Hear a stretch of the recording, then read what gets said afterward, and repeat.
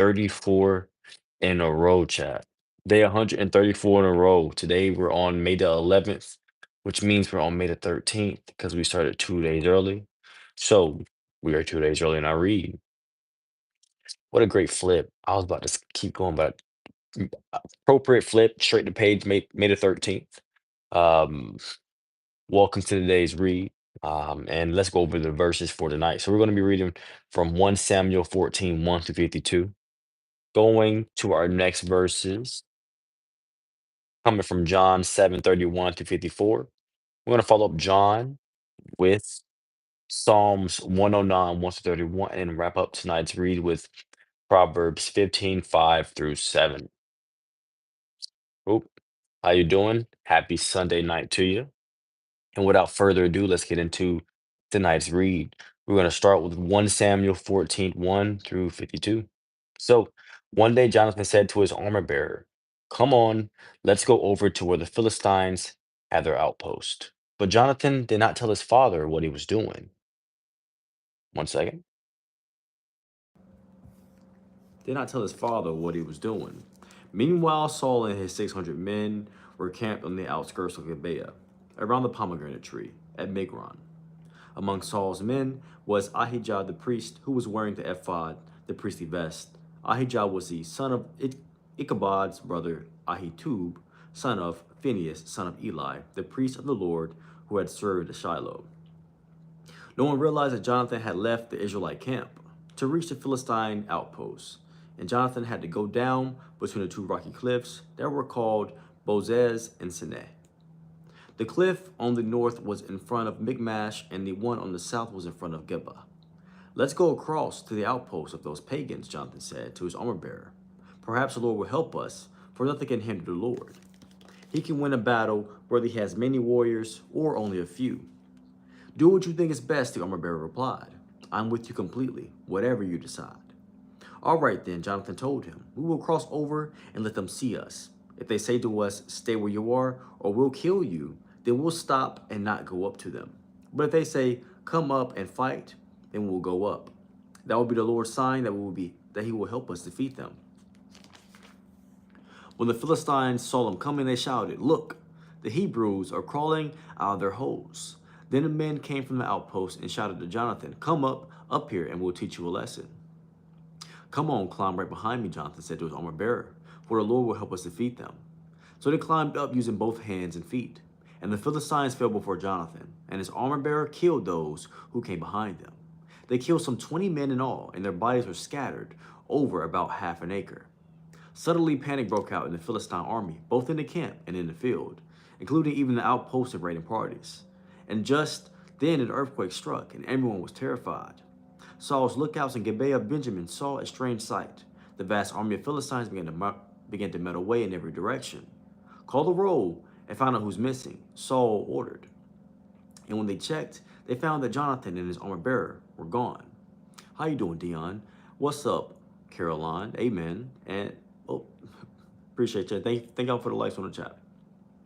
Saul's lookouts in Gibeah of Benjamin saw a strange sight. The vast army of Philistines began to melt away in every direction. "Call the roll and find out who's missing," Saul ordered. And when they checked, they found that Jonathan and his armor bearer were gone. Then Saul shouted to Ahijah, "Bring the ephod here." For at that time Ahijah was wearing the ephod in front of the Israelites. But while Saul was talking to the priest, the confusion in the Philistine camp grew louder and louder. So Saul said to the priest, "Never mind, let's get going." Then Saul and all his men rushed out to the battle and found the Philistines killing each other. There was terrible confusion everywhere. Even the Hebrews, who had previously gone over to the Philistine army, revolted and joined in with Saul, Jonathan, and the rest of the Israelites. Likewise, the men of Israel who were hiding in the hill country of Ephraim joined the chase when they saw the Philistines running away. So the Lord saved Israel that day, and the battle continued to rage even beyond Beth Aven. Now the men of Israel were pressed to exhaustion that day, because Saul had placed them under an oath, saying, "Let a curse fall on anyone who eats before evening, before I have full revenge on my enemies." So no one ate anything all day. Even though they had all found honeycomb on the ground in the forest, they didn't dare touch the honey because they all feared the oath they had taken. But Jonathan had not heard his father's command, and he dipped the end of his stick into a piece of honeycomb and ate the honey. After he had eaten it, he felt refreshed. But one of the men saw him and said, "Your father made your army take a strict oath that anyone who eats food today will be cursed. That is why everyone is worried and faint." "My father has made trouble for us all," Jonathan exclaimed. "A command like that only hurts us. See how refreshed I am, not to have eaten this little bit of honey? If the men had been allowed to eat freely from the food they found among our enemies, think how many more Philistines we could have killed." They chased and killed the Philistines all day from Michmash to Aijalon, growing more and more faint. That evening they rushed for the battle plunder and butchered the sheep, goats, cattle, and calves. But they ate them without draining the blood. Someone reported to Saul, "Look, the men are sinning against the Lord by eating meat that still has blood in it." "That is very wrong," Saul said. "Find a large stone and roll it over here. Then go out among the troops and tell them, 'Bring the cattle, sheep, and goats here to me. Kill them here and drain the blood before you eat them. Do not sin against the Lord by eating meat with the blood still in it.'" So that night all the troops brought their animals and slaughtered them there. Then Saul built an altar to the Lord, and it was the first of the altars he built to the Lord. Then Saul said, "Let's chase the Philistines all night and plunder them until sunrise. Let's destroy every last one of them." His men replied, "We'll do whatever you think is best." But the priest said, "Let's ask God first." So Saul asked God, "Should we go after the Philistines? Will you help us defeat them?" But God made no reply that day. Then Saul said to the leaders, "Something's wrong. I want all my army commanders to come here. We must find out what sin was committed today. I vow by the name of the Lord who rescued Israel that a sinner will surely die, even if it's my own son, Jonathan." Oof. But no one would tell him what the trouble was. Then Saul said, "Jonathan and I will stand over here, and all of you stand over there." And the people responded to Saul, "Whatever you think is best." Then Saul prayed, "O Lord, God of Israel, please show us who is guilty and who is innocent." Then they cast sacred lots, and Jonathan and Saul were chosen as the guilty ones, and the people were declared innocent. Then Saul said, "Now cast lots again and choose between me and Jonathan." And Jonathan was shown to be the guilty one. "Tell me what you have done," Saul demanded of Jonathan. "I tasted a little honey," Jonathan admitted. "It was only a little bit on the end of my stick. Does that deserve death?" "Yes," Jonathan, Saul said. "You must die. May God strike me and even kill me if you do not die for this." But the people broke in and said to Saul, "Jonathan has won this great victory for Israel. Should he die? Far from it. As surely as the Lord lives, not one hair on his head will be touched, for God helped him to do a great deed today." So the people rescued Jonathan, and he was not put to death. Then Saul called back the army from chasing the Philistines, and the Philistines returned home. Now when Saul had to secure his grasp on Israel's throne, he fought against his enemies in every direction, against Moab, Ammon, Edom, and the kings of Zobah and the Philistines. And wherever he turned, he was victorious. He performed great deeds and conquered the Amalekites, saving Israel from all those who had plundered them. Saul's sons included Jonathan, Ishbosheth, and Malchishua. He also had two daughters, Merab, who was the older, and Michal. Saul's wife was Ahinoam, the daughter of Ahimaaz, and the commander of Saul's army was Abner, the son of Saul's uncle, Ner. Saul's father, Kish, and Abner's father, Ner, were both sons of Abel. The Israelites fought constantly with the Philistines throughout Saul's lifetime. So whenever Saul observed a young man who was brave and strong, he drafted him into his army. And chat, that was the end. How you doing, Ryan? Who were you? Hey, pal, answer me. And that was hilarious. That was pretty funny. You made me laugh. Hey, pal, answer me. Hi, pal. You read you know, Ephesians 2. Okay. But today we just read from 1 Samuel 14, 1 through 52. We're about to follow up Samuel with John 7, 31 through 53. Many among the crowds at the temple believed in him, Jesus. After all, they said, "Would you expect the Messiah to do more miraculous signs than this man has done?" When the Pharisees heard that the crowds were whispering such things, they and the leading priests sent temple guards to arrest Jesus. But Jesus told them, "I will be with you only a little longer. Then I will return to the one who sent me. You will search for me, but not find me, and you cannot go where I am going. The Jewish leaders were puzzled by this statement. Where is he planning to go? They asked. Is he thinking of leaving the country and going to the Jews in other lands? Maybe he will even teach the Greeks. What does he mean when he says, you will search for me but not find me, and you cannot go where I am going? On the last day, the climax of the festival, Jesus stood and shouted to the crowds, anyone who is thirsty may come to me. Anyone who believes in me may come and drink. For the scriptures declare, rivers of living water will flow from his heart. When he said living water, he was speaking of the Spirit, who will be given to everyone believing in him. But the Spirit had not yet been given, because Jesus had not yet entered into his glory. When the crowds heard him say this, some of them declared, surely this man is the prophet we've been expecting. Others said, he is the Messiah. Still others said, but he can't be. Will the Messiah come from Galilee? For the scriptures clearly state that Messiah will be born of the royal line of David in Bethlehem, the village where King David was born. So the crowd was divided about him. Some even wanted him arrested, but no one laid a hand on him. When the temple guards returned without having arrested Jesus, the leading priests and Pharisees demanded, why didn't you bring him in? We have never heard anyone speak like this, the guards responded. Have you been led astray too? The Pharisees mocked. Is there a single one of us, rulers or Pharisees, who believes in him? This foolish crowd follows him, but they are ignorant of the law. God's curses on them. Then Nicodemus, a leader who had met Jesus earlier, spoke up. Is it legal to convict a man before he is given a hearing? He asked. They replied, are you from Galilee too? Search the scriptures and see for yourself. No prophet ever comes from Galilee.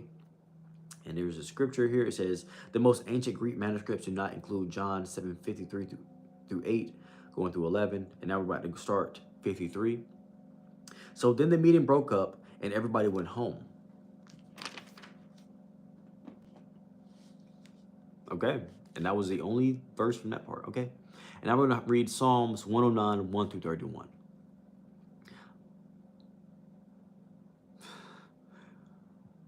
You're allowed to have your opinion, brother. How you doing, basketball? What's up, man? Okay, Psalms 109, 1 through 31. O God, when I praise, don't stand silent and aloof, while the wicked slander me and tell lies about me. They surround me with hateful words and fight against me for no reason. I love them, but they try to destroy me with accusations, even as I am praying for them. They repay evil for good and hatred for my love. They say, get an evil person to turn against him. Send an accuser to bring him to trial. When his case comes up for judgment, let him be pronounced guilty.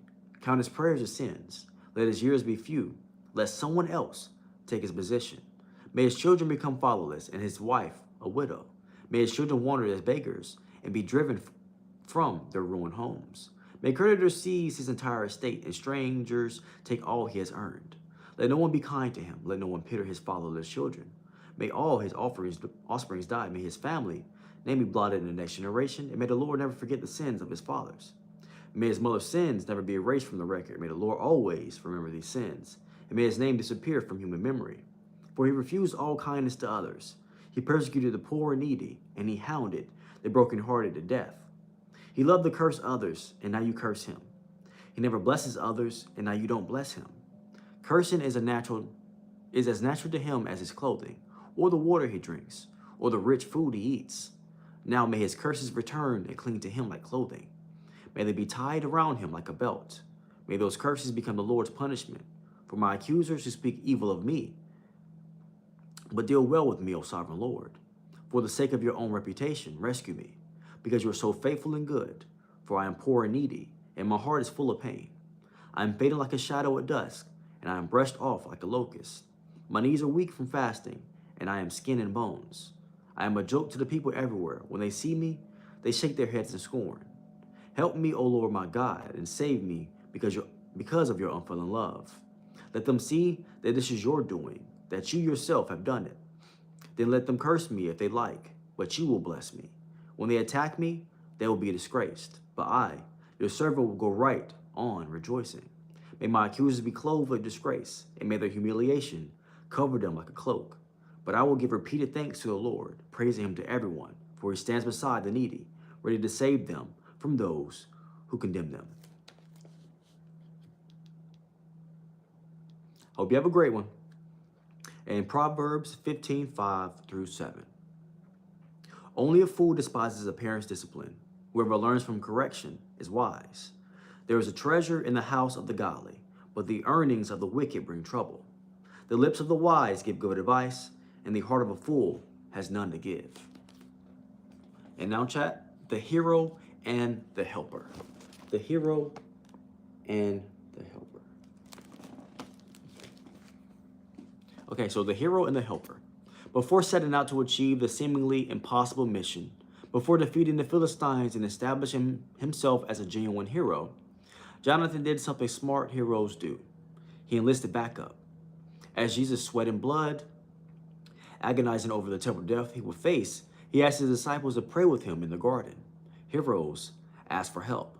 Perhaps we do not accomplish the things we intend to do because we attempt to do them alone, under our own strength. Jonathan and Jesus also had supernatural help from God. We need that help also. That's reoccurring right there. If you've been here before, you know we talked about this before. It takes a strong person to recognize when they need help. You know, it takes a strong person to recognize when they need help. But before I continue talking, I'm not going to continue speaking. Before I ask for wisdom, clarity, and discernment on today's read, and I'll be right back. I'm gonna turn off the camera. I'll be right back.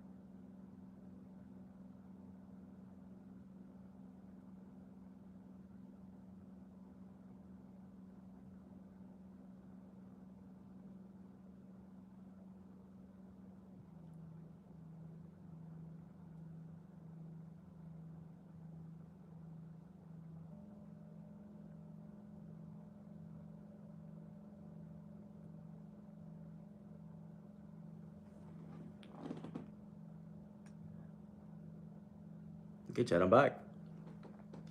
Okay, chat, I'm back. But yeah, honestly, we'll just grab it from there, to be honest.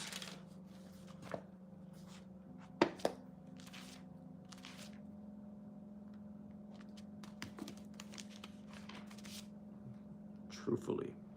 But we're going to read Proverbs one more time. Proverbs 15:5-7. Only a fool despises a parent's discipline. Whoever learns from correction is wise. There is treasure in the house of the godly, but the earnings of the wicked bring trouble. The lips of the wise give good advice, and the heart of a fool has none to give. Right? And I want to lend a hand because I was lent a hand as well. So I'm going to lend a hand. Right?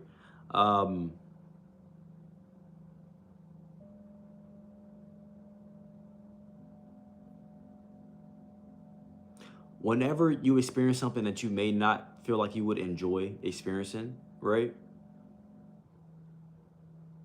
Don't forget you can ask for help, right?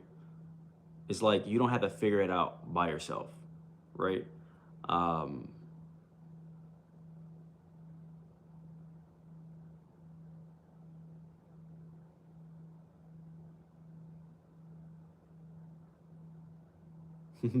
Hey, Randy Savage, thank you for joining the chat. But don't forget that you can ask for help, right? I've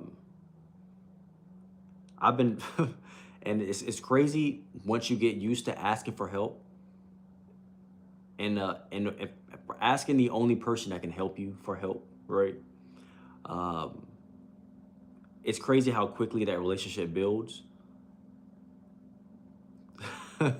Nice to see you too. Welcome to the chat. It's crazy how quick that relationship builds and how much you begin to trust that help coming and how fast that help starts to show up in your life, right? Um, this other day, right? I got this like I had like this like headache that was like inside of my head, but I didn't know what it was, right?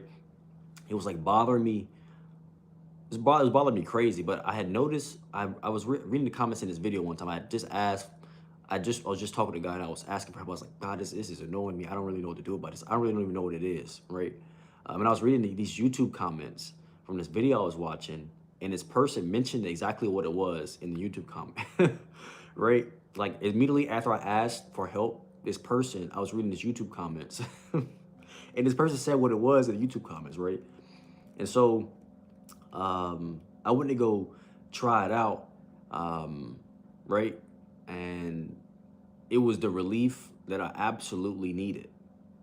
You know, it was the relief that I absolutely needed, and it's crazy, right? It's crazy, and it's crazy how fast it happens. It's crazy how fast it happens when you get used to asking, and um, and then when you stop forgetting that you're not alone, right? It's it's uh it's it's amazing to remember that you're not alone, right? Um, and that's I guess that'll be the testimony my testimony today. That'll be my testimony today. If you need help, ask God for help. Get comfortable asking God for help. You know, I understand. I can completely understand trying to like do things yourself, right? Because you want to be able to, you want to prove yourself, right? Um, and I'm not saying don't, because you have to. You have to, in order to get anything done, you got to believe that you can get it done in the first place. But if when you need help, you need that little extra nudge, little extra confidence, ask for it.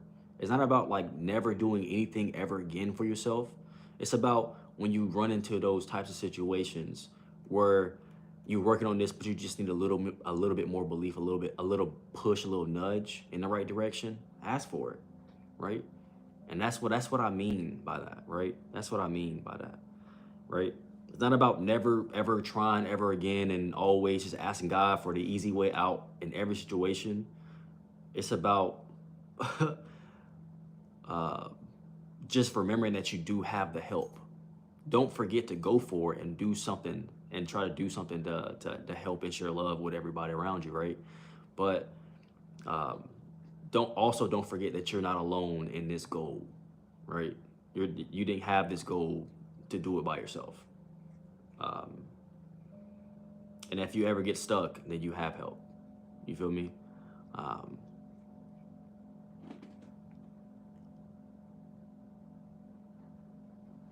so I know. Sometimes y'all have these conversations. What's up, Jordan? How you doing, man? Y'all be having these back and forths in the chat, and then I look down and I see y'all having back and forths in the chat. It's pretty funny. How you doing, Jordan? How you doing, Jordan? How you been? I haven't seen you in a minute. But my main point here is just completely don't forget that you know you have help. You're not alone. You have help. And you got help from the only help that you need. You know, you too. You be safe. You too. I'm chilling, having a good time, enjoying life. You know, you have a great one, bro. It was good seeing you again. Um, and honestly, that's where we're gonna end today's One Year Bible Read. We're gonna say that one more time though. If you need help, ask for help. Right? If you need help, ask for help. You know, and it's okay. It's definitely okay to need help. It's definitely okay. It takes a big person to admit that they need help. A stubborn person and a person who can't humble themselves won't see when they need help, right? But it takes a big person to see that they need help, right? Um, so yeah, for sure. And listen to this outro. If you've never seen this outro before, you know, a strength ever present. Facts. Um, This is the outro if you've never seen it before, so let's do it. We all get that limitless core, baby. I appreciate you. I might even love you, but I'm for sure glad you woke up today. Thank you for joining me today for today's One Year Bible Read. This is day 134 in a row. As always, I appreciate just having your presence here in the chat. No matter if y'all are, you know, arguing in the chat or anything, it's cool to have y'all here and joining on this journey. As I learn, you know. So I appreciate y'all presence as always. This is the most valuable thing you could give me, and I hope you have a great rest of your night. And I'm gonna see you next time. Peace.